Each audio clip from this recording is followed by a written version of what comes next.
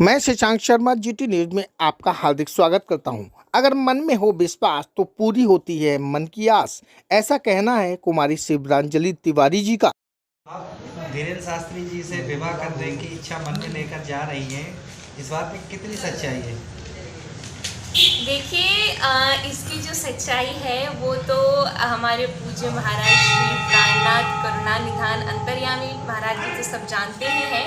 और इस बात की जो भी सच्चाई है, मैं चाहूँगी हम लोग जब बागेश्वर धाम पहुँचेंगे तो आप सभी लोगों की, तमाम भक्तों की टीम साथ में रहेगी। तो मेरा बस यही है कि गुरुदेव जी के मुख से आप स्वयं सुने, क्योंकि वो अंतर्यामी है, सबके मन की बात जानते हैं।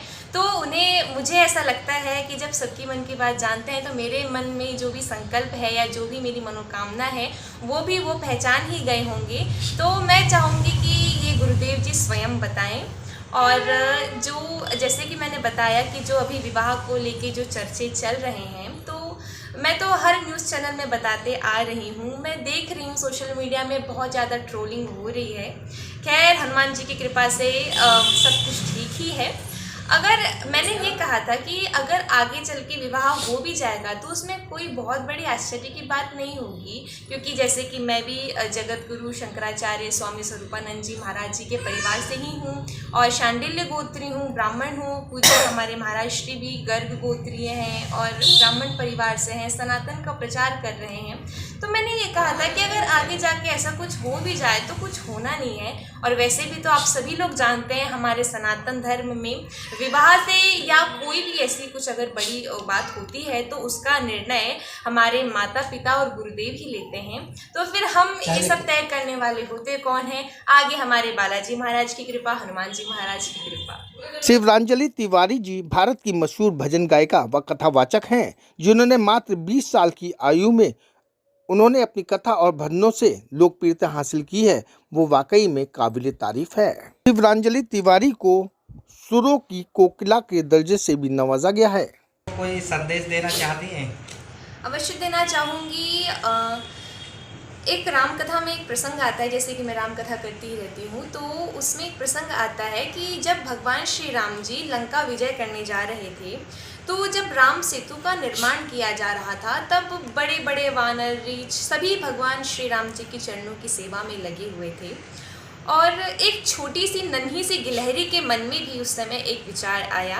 इस विचार को मेरे पिताश्री ने एक भजन के माध्यम से सभी लोगों तक पहुंचाया है। मैं आप लोगों को सुनाना चाहूँगी। जब राम सेतु की तैयारी की जा रही थी, तब नन्ही सी गिलहरी के मन में क्या विचार आया?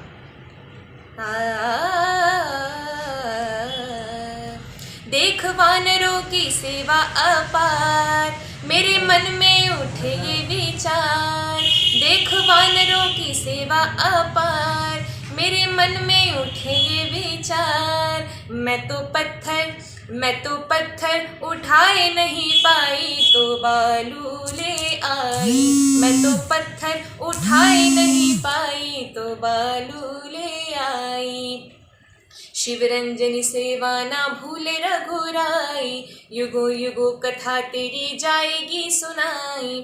शिवरंजनी सेवा ना भूले रघुराई, युगो युगो कथा तेरी जाएगी सुनाई। राम जी की सेवा कर भव से पार, मेरे मन में उठे ये विचार। मैं तो पत्थर उठाए नहीं पाई, तो बालू ले आई। तो जो हमारे पूज्य श्री महाराज श्री धीरेन्द्र शास्त्री जी महाराज जिस हिंदू राष्ट्र बनाने की घोषणा कर रहे हैं, तो मैंने सोचा क्यों ना, जब हिंदू राष्ट्र रूपी एक सेतु बन ही रहा है, तो क्यों ना मैं एक गिलहरी के रूप में या उस बालू के रूप में ही थोड़ी बहुत इस सेतु की कड़ी में अपना योगदान प्रदान करूं। वैसे मैं आप सभी लोगों को बताना चाहूँगी कि मैं मेडिकल साइंस की स्टूडेंट हूँ, MBBS कर रही हूँ, परसुइंग है। और मेरा आगे जाके जो सपना है भविष्य में, वो है मेरा MS करना, और मैं ऑन्कोलॉजी डिपार्टमेंट में जाना चाहती हूँ, कैंसर स्पेशलिस्ट बनना चाहती हूँ। और जैसे कि आप सभी लोग जानते हैं, डॉक्टर्स का और नर्स का तो परम धर्म होता है, काम ही होता है आप सभी लोगों की सेवा करना। इसीलिए डॉक्टर को भगवान का दूसरा रूप बोला जाता है। ये भी सब मेरे हनुमान जी महाराज की, बालाजी महाराज की कृपा है। तो मैं जब कैंसर के स्पेशलिस्ट बनने जा ही रही हूँ, अभी तो मेरा बहुत लंबा सफ़र है इस डॉक्टरी का।